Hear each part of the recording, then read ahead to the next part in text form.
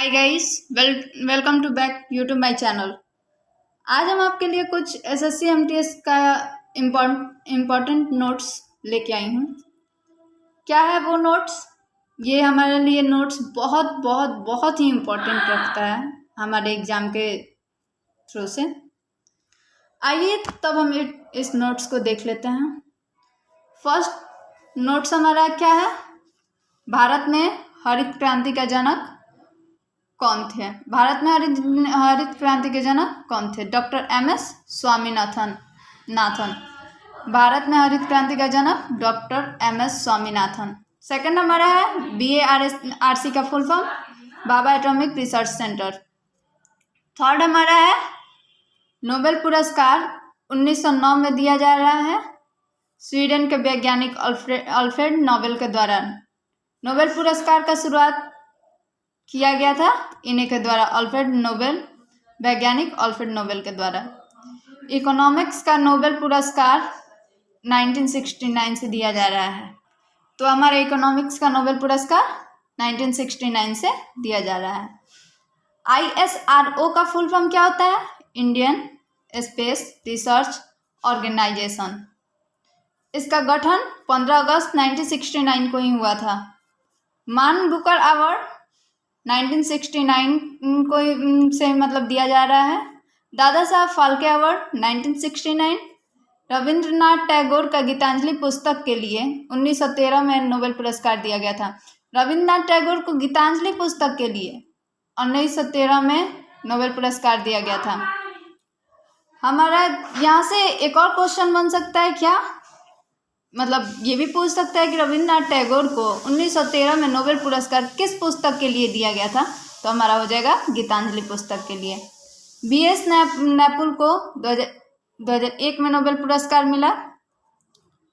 First मान Booker prize भारतीय मूल कौन थे? VS नैपाल। 1971 में इन्हें फर्स्ट मान बुकर प्राइज दिया गया था। पुलित्जर पुरस्कार 1917 से दिया जा रहा है साहित्य और पत्रिका के क्षेत्र में। ग्रेमी अवार्ड संगीत के क्षेत्र में दिया जा रहा है 1958 से। कलिंग अवार्ड विज्ञान के क्षेत्र में दिया जा रहा है 1952 से। कलिंग के संस्थापक कौन थे? बीजू पटनायक। शायद लगभग ये सब आदमी जानते ही होंगे, और एग्जाम जहाँ तक हम लोग का सबका नज़दीक ही है तो सब किसी को पता ही होगा। अच्छे से तैयारी हो रही होगी।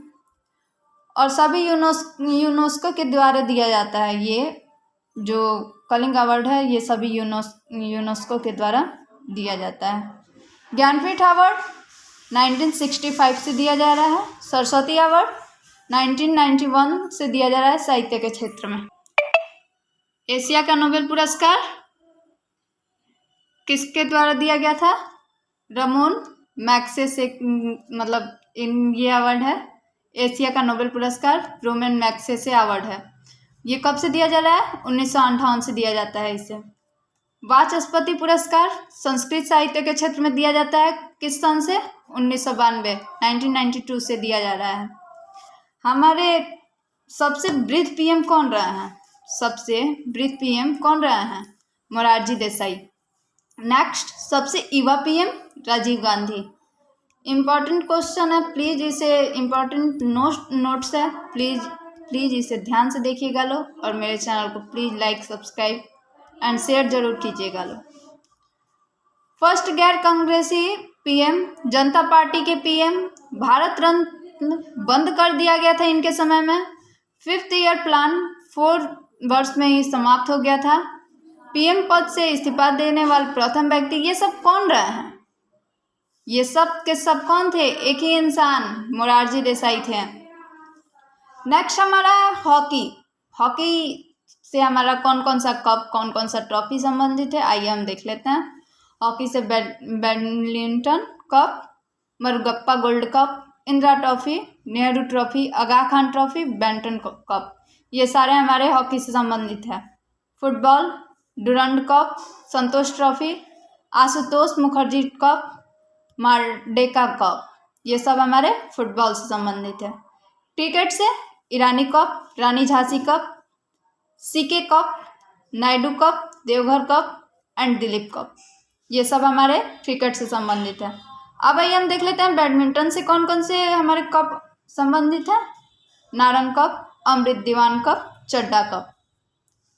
अब हमारा है पोलो। पोलो खेल से कौन कौन से संबंधित कप है। Ezra cup, Radha Mohan cup, classical cup, Prithvipal Singh cup. आइए गोल्फ से भी देख लेते हैं। गोल्फ से हमारा कौन कौन सा है। Barker cup, circuit cup, Ryder cup, Dunhill cup, prince of Wales cup. ये सब हमारे गोल्फ से रिलेटेड कप से। अब हमारा है सबसे छोटी हड्डी, सबको लगभग पता ही होगा, स्टेपिस, कान में जो होता है। सबसे बड़ी हड्डी फ्यूमर, जांघ में होता है। ये दोनों सबको पता ही होगा। सबसे बड़ी ग्रंथि कौन सा है। लीवर। सबसे बड़ी अंतःस्रावी ग्रंथि थायराइड ग्लैंड। थायराइड ग्लैंड है हमारा सबसे बड़ी अंतःस्रावी ग्रंथि। सबसे बड़ी सेल, सेल का है या कोशिका का है। सबसे बड़ी सेल न्यूरॉन है। सबसे बड़ी धमनी एब्डोमिनल औरोटा है। सबसे बड़ी सीरा इफ्रियन वेनकोवा है। सबसे बड़ी श्वेत रक्तकण मोनोसाइट। सबसे व्यस्त अंग हार्ट। सबसे व्यस्त अंग हमारा हार्ट है। सब्सक्राइब ब्लड ग्रुप कौन सा है, मतलब जो सभी को ये ग्रुप ये दे सके। सब्सक्राइब ब्लड ग्रुप होता है AB। GDP, GDP का फुल फॉर्म क्या होता है। ग्रोस डोमेस्टिक या डोमेस्टिक प्रोडक्ट। 23 दिसंबर 1991 को सोवियत संघ वर्ष टूटा था। याद रखिएगा लोग, 23 दिसंबर 1991 को सोवियत संघ वर्ष टूटा था, इसी दिन टूटा था। नर्मदा नदी मध्य प्रदेश में अमरकंटक पहाड़ियों से निकलती है। नर्मदा नदी पर सरदार सरोवर डैम गुजरात है। नर्मदा नदी पर ही सरदार सरोवर डैम ये जो है वो गुजरात में है। नेक्स्ट, नीलगिरी की सर्वोच्च चोटी कौन सी है। डोडा बेटा। जो डोडा बेटा कहाँ पे है। ऊटी। ऊटी मतलब डोडा बेटा पर्वत पे ही है। उडग मंडलम जो कि तमिलनाडु में है, ये ऊटी को ही कहा जाता है। दक्षिण भारत की सबसे ऊंची चोटी अन्नामुड़ी। दक्षिण भारत की सबसे ऊंची चोटी अन्नामुड़ी। साइलेंट वैली हमारा कहाँ स्थित है। केरल में स्थित है। सभी के सभी इंपॉर्टेंट नोट्स हैं, प्लीज एक बार जरूर देख लीजिएगा लोग। सतपुड़ा पर्वत मध्य प्रदेश में स्थित है। नेक्स्ट, बेस्टिल जेल पर जनता के हमले ने फ्रांस की क्रांति घटना को जन्म दिया था। और ये कब हुआ था। 14 जुलाई 1789। 14 जुलाई 1789 को हुआ था। ये किसके शासनकाल में हुआ था। लुई 16 के शासनकाल में ये हुआ था। अब है हमारा फ्रांस राष्ट्रीय दिवस कब मनाया जाता है। तो फ्रांस राष्ट्रीय दिवस 14 जुलाई को ही मनाया जाता है। 14 जुलाई 1789 से ही ये स्टार्ट हुआ था, जब हमारा बेस्टिल जेल पर जनता के हमले ने फ्रांस की क्रांति घटना को जन्म दिया था। उस टाइम से ये 14 जुलाई, उसके बाद से फ्रांस राष्ट्रीय दिवस 14 जुलाई को ही मनाया जाता है। स्वतंत्रता, समानता और बंधुता फ्रांस की राज्य क्रांति से लिया गया है। स्वतंत्रता, समानता और बंधुता फ्रांस की राज्य क्रांति से ये लिया गया है। और एक बात बताइए, मैं ही राज्य हूँ, मैं ही शब्द, मेरे ही शब्द कानून है। ये किसने कहा था। मैं ही राज्य हूँ, मेरे शब्द ही कानून है, ये लुई 14 ने कहा था। एक चीज यहाँ पे ध्यान रखिएगा, ये मैं ही राज्य हूँ और मेरे शब्द ही कानून है, ये लुई 14 ने कहा था। और यहाँ हमारा है बेस्टिल जेल पर जनता के हमले ने फ्रांस की क्रांति 14 जुलाई 1789 घटना को जन्म दिया था। ये किसके शासनकाल में हुआ था। लुई 16। तो यहाँ पे 16 है और यहाँ पे 14 है, ये दोनों देख लीजिएगा। नेक्स्ट हमारा है 16 अप्रैल 1917 में रूसी क्रांति हुआ था। 16 अप्रैल 1917 में रूसी क्रांति हुआ था। नेक्स्ट, पत्तियों में मौजूद हरा रंग को क्लोरोफिल के नाम से जाना जाता है। ये सब कोई जानते होंगे कि पत्तियों में मौजूद हरा रंग को क्लोरोफिल के नाम से जाना जाता है। क्लोरोफिल में हरित लौह नामक पादप पाया जाता है, ये इंपॉर्टेंट है, ध्यान रखिएगा। क्लोरोफिल में हरित लौह नामक पादप पाया जाता है। नेक्स्ट हमारा भारतीय अर्थव्यवस्था का प्राथमिक क्षेत्र क्या है, तो कृषि है। भारतीय अर्थव्यवस्था का प्राथमिक क्षेत्र कृषि है। भारत का एक प्रमुख लौह अयस्क क्षेत्र है कौन सा? उड़ीसा और झारखंड। भारत का एक प्रमुख लौह अयस्क क्षेत्र है ये उड़ीसा झारखंड। TISOC का फुल फॉर्म क्या होता है? Tata iron and steel company. TISOC का फुल फॉर्म होता है Tata iron and steel company, जिसकी स्थापना कौन किया था? JN के द्वारा किया गया था। और कब किया गया था? 1907 में। और ये कंपनी कहाँ स्थित है? Tata iron and steel company Jamshedpur में स्थित है। जमशेदपुर के साक्षी में स्थित है। भिलाई इस्पात कारखाना कहाँ स्थित है?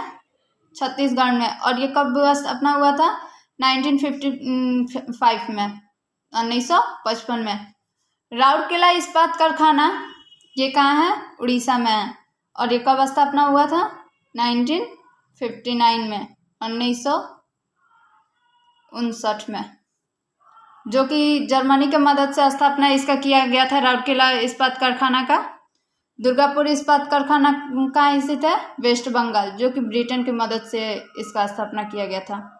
बोकारो स्टील प्लांट ये रूस की मदद से 1964 में स्थापित किया गया था। बोकारो स्टील प्लांट याद रखिएगा, रूस की मदद से 1964 में स्थापित किया गया, जो कि दामोदर नदी के तट पर स्थित है। आज के लिए इतना ही नोट्स, फिर कभी लेके आएंगे नोट्स। वीडियो पूरा देखिएगा, अच्छा लगे तो लाइक शेयर एंड सब्सक्राइब जरूर कीजिएगा। Thanks for watching my video.